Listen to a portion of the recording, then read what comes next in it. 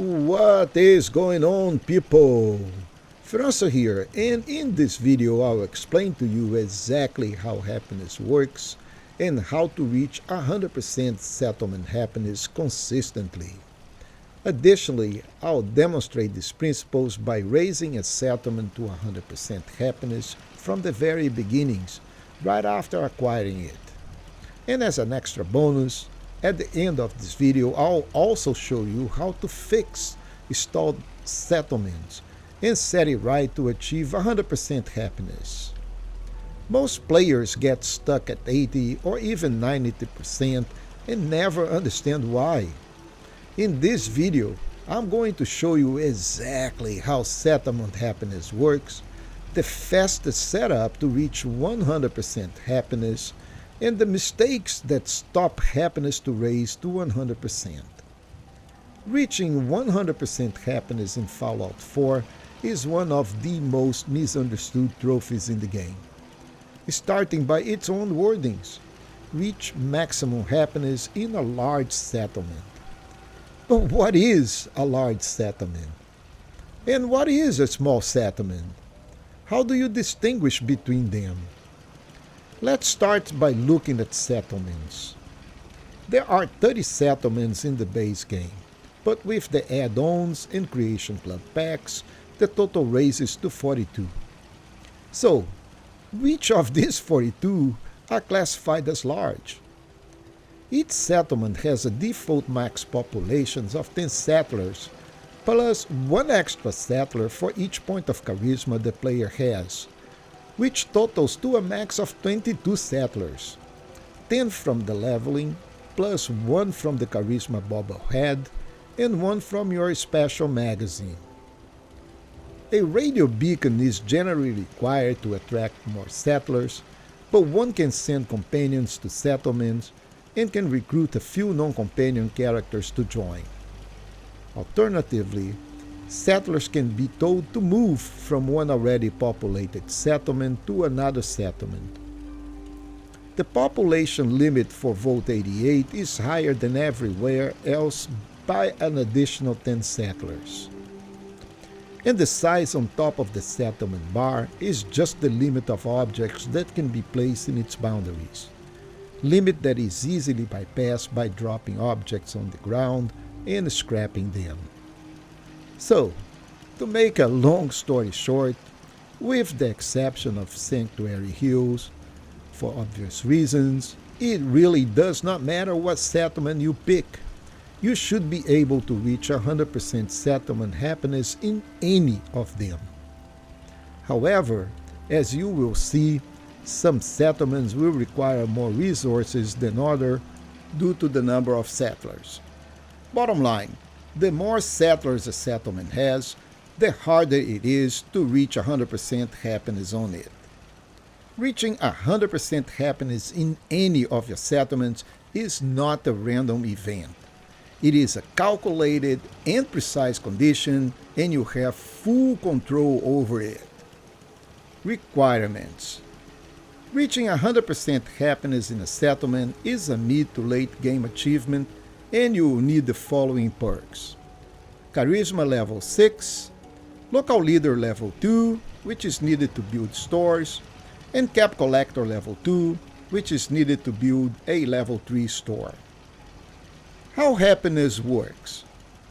With that out of the way, let's see what counts as a settler and how happiness is calculated.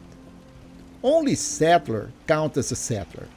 Named settlers also count, but companion, robots, and pets don't. Settlers will provide happiness points if their needs are satisfied at their home settlement. To provide the maximum number of happiness points, you will need 1 unit of food per settler, 1 unit of water per settler, 1 unit of defense per settler, and 1 sheltered bed per settler. With the above, each settler will provide 80 happiness points, which will cap your settlement at 80% happiness. To increase the happiness above 80%, you need bonus points, which will be divided by the number of settlers in a settlement. Hence, the fewer the settlers sharing the bonuses, the better. These bonuses come mainly from stores. Food and drink shops produce the most happiness bonuses, with clinic and general trader in second, and clothing producing the least amount of happiness bonuses. And depending on the shop tier level, these bonuses are higher. A food and drink shop tier 1 produces 15 bonus points, while a tier 3 produces 40 points. Due to Anniversary Edition, which includes all the add-ons and some extra content from Creation Club, there are new items that can increase happiness, but you don't need any of them to achieve 100% happiness, and some of the items in the expansion can actually limit the maximum happiness. Happiness in-game mechanics. Every 24 in-game hours, the settlement produces water and food, and the settlers will consume water and food. All is done through the workbench, which serves as a central store place. Food and drinks stored in containers do not count. Important: food and water produced at the settlement only increases the settlers' happiness if their stats are higher than the amount of settlers. If the settlers are producing just what is required, their happiness will not decrease, but won't increase either. Failing to provide sufficient food and water, either at the settlement or at one connected by a supply line, will impose happiness caps on individual settlers that will drag down the settlement's average happiness, and cannot be countered by bonus happiness. If there are no edible or drinkable items on the workbench, and no supply lines are established to other workshops, settlers that were unable to eat or drink will have a penalty, and their happiness will be capped at 30 until next settlement update. There are temporary modifiers ranging from -50 to +20. When the settlement updates, 80% of the modifier is applied. These modifiers are triggered by the environment and other game mechanics, like the settlement being attacked, Minuteman quests, synth settlers, settlers' death, etc. For example, if a settlement is attacked, the outcome can be resolved by in-game mechanics or by player intervention, but in any case, a negative -20 is applied and a +20 on the completion of the quest. If a settler dies, another -20 penalty is applied, and so on. Defense. Another misconception is that you need defense points equal to the total of food plus water. You don't. Providing more than one unit of defense per settler will not provide any more happiness, but will reduce the chance of the settlement being attacked. How to do it then? Pick up any settlement that is not Sanctuary Hills or Vault 88. This is for obvious reasons, as the population there is affected by the main storyline. Any other settlement will work, and in my tests I could not prove that one settlement was better than another. With all the above, you can achieve 100% happiness with a settlement of just 2 settlers. Here is a breakdown of what you need. 3 units of food, 3 units of water, 2 beds, 5 defense, and a tier 3 food and drink store. Power is not relevant and you don't need it. Assign one settler to food, the other to the store, and just wait. A very important detail here. Add purifying water and food to the settlement workbench. Remember, satisfying the settlers' needs just keep happiness from decreasing, but it doesn't increase it either. To increase happiness, you need excess food and drink stored at the workbench. Now play the game, finish other quests, sleep, whatever you want. Happiness will increase slowly but consistently. You don't need to be in the settlement for it to happen. Let's look at a practical example. I just cleared Group Manor and it has nothing on it. No settlers, beds, water, food, or defense. We are starting from scratch here, and the first thing you do is to totally scrap the place from all the junk and use it to help build what we need. If the settlement has food, harvest what is available, if any. After the place is clean, add a water pump to the settlement. Place it in a location not easily attacked. Then add 2 beds in a covered location. Ensure they have a roof under them. Now let's add food. You will need 2 units of food, but we'll be providing 3. The reason for it is that the excess food will accumulate on the workshop. Remember that by providing the minimum requirement, happiness does not decrease, but it doesn't increase either.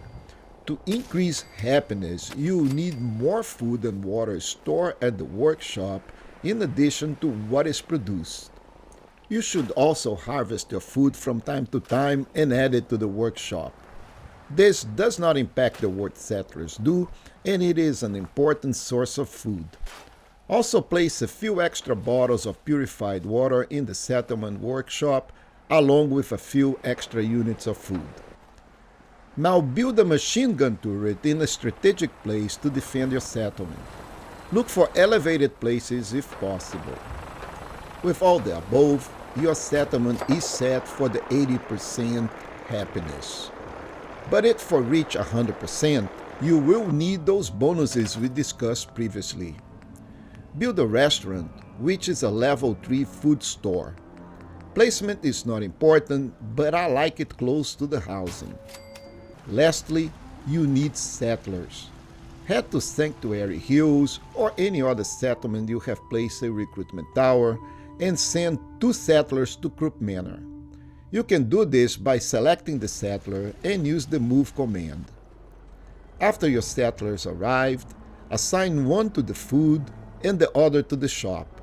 Simple like that. And that's it.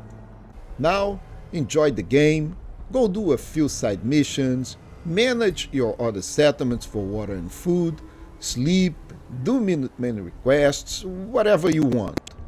Your settlement happiness will rise slowly but consistently and will reach 100% happiness guaranteed. Now let's look at the most common mistakes. The most common mistake is to have too many settlers. Anything over 6 settlers will slow or even halt happiness growing due to penalties. Having robots on your settlement will lower your average happiness as they provide a flat 50 happiness points all the time, and there is no way to increase this. Uncovered beds and idle settlers will cap the settlement happiness below 100%. Ensure all beds are placed under a roof and every settler has a job. Not having excess of food and water stored in the settlement workbench is also a problem. Remember that by just satisfying the settler needs, you won't increase their happiness. Do not rely on supply lines to provide food and water. That will just satisfy the settler needs in case there is no food and water available at their home settlement. You need excess of food and water at your own settlement workbench for happiness to increase. Now I will show you how you fix a settlement to achieve 100%. Let's look at my outpost Zimonja. On the surface it appears okay, but it has fundamental construction problems that are preventing happiness to raise above 94%. If we leave it this way, this is the maximum happiness this settlement can reach. Let's look a bit closer. We are satisfying all basic need requirements and even providing some in excess. For 6 settlers, we have 7 covered beds, 6 units of food, 15 units of water, and 65 units of defense. That guarantees our 80% base happiness. So where is the problem then? The problem is on the bonus points. For 6 settlers, 20 extra points per settler, we need a total of 120 points, and this configuration can only provide 85. 40 from the food and drink, 30 from the clinic, and 15 from the general trader, totaling 85 bonus points. That divided by 6 gives each settler only 14 bonus points. Now you can see where the 94 is coming from. 80% from the base settler, plus 14 from the bonus points, totaling 94 happiness. Changing the general trader to a food and drink store get us close, but still does not provide the required 120 points. Now we have 80 points from the 2 food and drink stores, but only 30 from the clinic, totaling 110, which divided by the 6 settlers will add 18 bonus points per settler and capping the settlement at 98%. Finally, changing the clinic to a food and drink store will bring the total bonus to 120, and our settlement will finally reach 100% happiness. I hope you finally learned how settlement happiness works and how to achieve 100% happiness on any of your settlements. Please leave a comment below to let me know if this helped and which settlement you reach 100% happiness. Thank you for watching, and if you enjoyed this content, don't forget to like and subscribe for more content like this.